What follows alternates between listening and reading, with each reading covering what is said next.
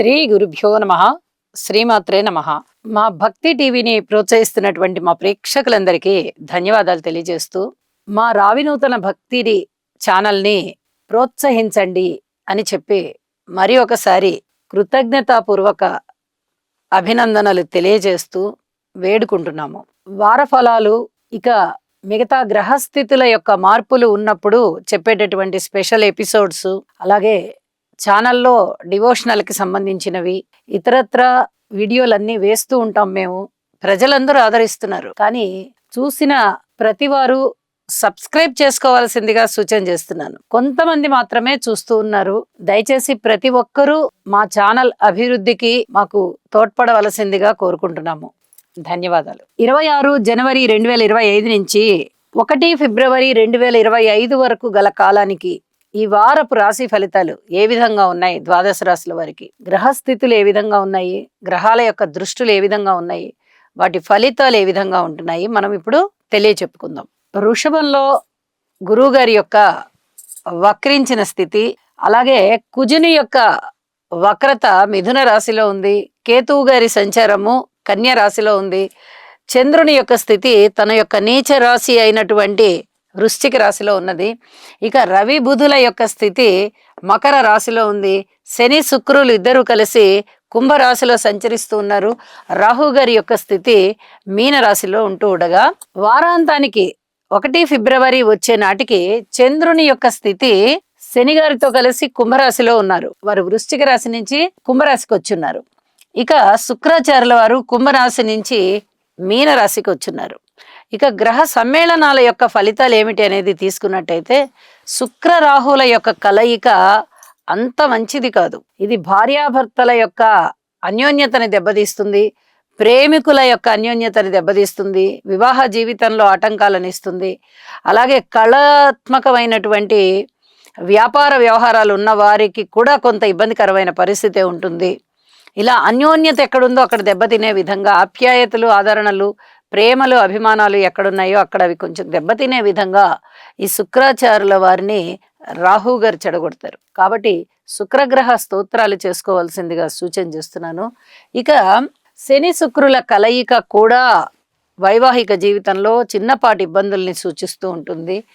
రవి బుధుల యొక్క కలయిక ఎక్కడైనా కూడా బాగానే ఉంటుంది. వారిద్దరూ తరచుగా కలుసుకుంటూ ఉంటారు. ఒకళ్ళు ముందు ఒకళ్ళు వెనక ఉంటారు.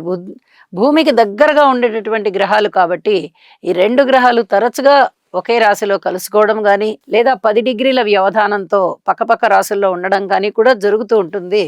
అయితే ఇక్కడ మకర రాశిలో ఉంటూ ఉన్న కారణం చేత, వీరి పైన గురువు గారి యొక్క దృష్టి కూడా ఉంటూ ఉన్న కారణం చేత అద్భుతమైనటువంటి ఫలితాలు ఉంటాయి. ముఖ్యంగా లాంగ్వేజెస్కి సంబంధించి, అడ్మినిస్ట్రేషన్కి సంబంధించి చాలా చాలా మంచి ఫలితాలు ఉండబోతూ ఉన్నాయి. ఇక నీచ చంద్రుని యొక్క స్థితి మీద గురువు గారి యొక్క దృష్టి కూడా అనుకూలమైనటువంటి దృష్టే పడుతుంది. ఆయన నీచతో సంబంధం లేని విధంగా ఇక్కడ చంద్రుని యొక్క బలాన్ని పెంచుతున్నారు.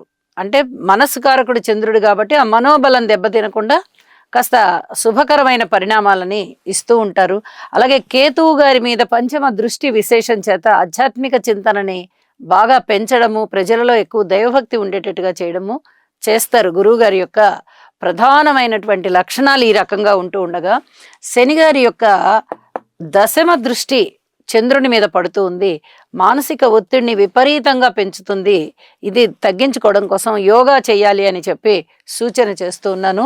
అలాగే వారాంతంలోకి వెళ్ళేటప్పటికీ శని చంద్రుల కలయిక కానీ వీటి గురించి చెప్పుకోవాలి. మానసిక ఒత్తిడి ఎక్కువగా ఉండడానికే శని చంద్రుల యొక్క కలయికని మనం చెప్పుకుంటూ ఉంటాము. అలాగే సర్పదోషానికి కూడా చెప్తాము.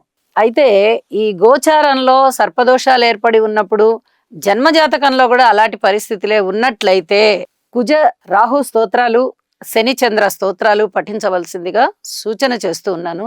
ఇక రాసుల్లోకి వెళ్దాము. కర్కాటక రాశి. కర్కాటక రాశి వారికి ఈ వారం రోజుల కాలము కూడా 3 గ్రహాల యొక్క స్థితులు అనుకూలంగా ఉన్నాయి. తృతీయ స్థానంలో కేతువు బాగున్నారు, అష్టమ స్థానంలో శుక్రుడు బాగున్నారు, అలాగే ఏకాదశంలో గురువు బాగున్నారు.